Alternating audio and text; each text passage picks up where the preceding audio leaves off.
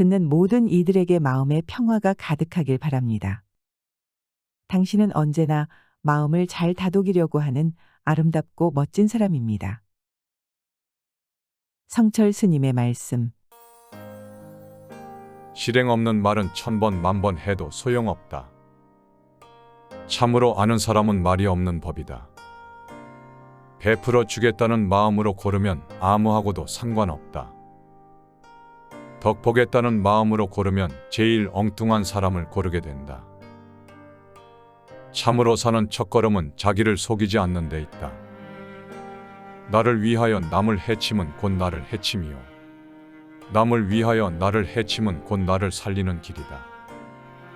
생이 한 구름 한 점 일어나며 죽음이란 구름 한 점 흩어짐이니 있거나 없거나 즐거이 사세.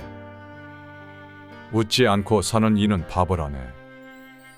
대나무가 가늘고 길면서도 모진 바람에 꺾이지 않는 것은 속이 비었고 마디가 있기 때문이다. 시간은 자기의 생명과도 같다. 잃어버린 건강은 음식으로, 잃어버린 재산은 근면 검소로 회복할 수 있지만 잃어버린 시간은 회복할 수 없다. 나를 모르는 사람이 어떻게 원수가 되며 은혜가 될 수 있는가? 나를 가장 잘 아는 아내, 남편, 자식, 형제, 친구, 선후배가 은혜가 되고 원수가 되는 것이다. 배움의 길은 날마다 더하고 도의 길은 날마다 덜어가는 길이다. 덜고 또 덜어 아주 덜 것이 없는 곳에 이르면 참다운 자유를 얻는다.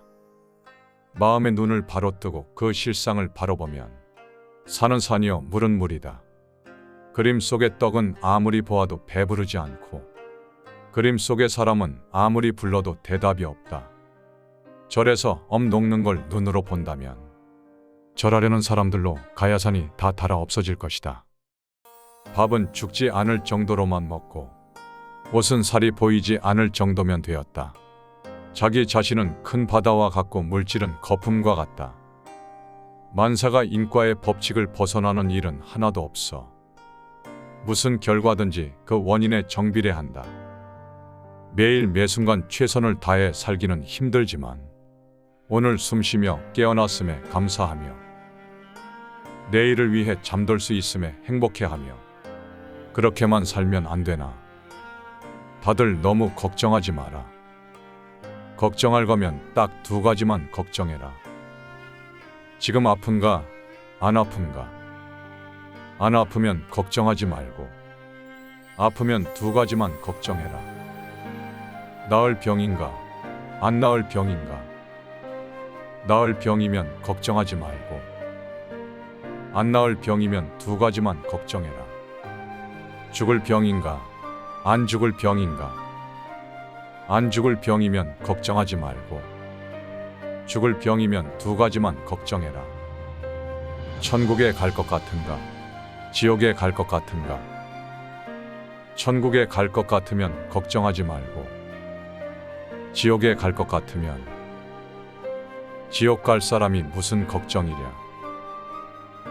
사람들은 소중하지 않은 것들에 미처 칼날 위에서 춤을 추듯 산다. 손에는 일을 줄이고 몸에는 소유를 줄이고 입에는 말을 줄이고 대화에는 시비를 줄이고 위에는 밥을 줄여라. 용맹 가운데 가장 큰 용맹은 옳고도 지는 것이고 공부 가운데 가장 큰 공부는 남의 허물을 뒤집어 쓰는 것이다. 자기의 과오만 항상 반성하여 고쳐나가고 다른 사람의 시비는 절대로 말하지 않아야 한다. 참으로 사는 첫걸음은 자기를 속이지 않는 데 있다. 법정 스님의 말씀. 나는 누구인가? 스스로 물어라. 자신의 속 얼굴이 드러나 보일 때까지 묻고 또 물어야 한다. 건성으로 묻지 말고 목소리 속의 목소리로 귀 속에 귀에 대고 간절하게 물어야 한다. 해답은 그 물음 속에 있다. 무소유란 아무것도 갖지 않는다는 것이 아니라